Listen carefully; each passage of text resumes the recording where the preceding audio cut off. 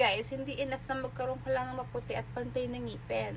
Ang importante sa lahat, magkaroon ka ng fresh breath at hindi ka bad breath.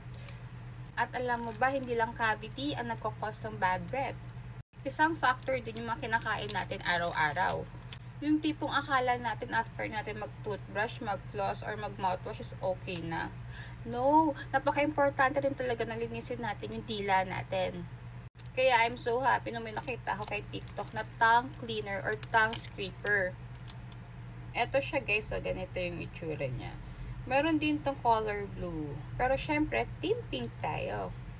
Bali, ang paggamit ito guys, after yung mag-toothbrush, itong part na may color, ayun yung silicone.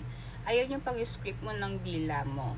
May silicone na siya guys, so kaya hindi ito magkakakos ng sugat or singaw sa dila mo. Pero syempre, dapat dahan-dahan ka rin sa pag-scrape.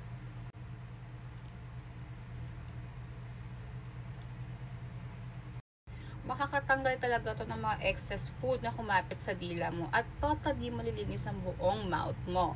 Kaya mas makakaiwas tayo sa bad breath. Huwag mong kakalimutan yun na idagdag mo na to sa daily essentials mo after toothbrush. Don't forget to scrape your tongue.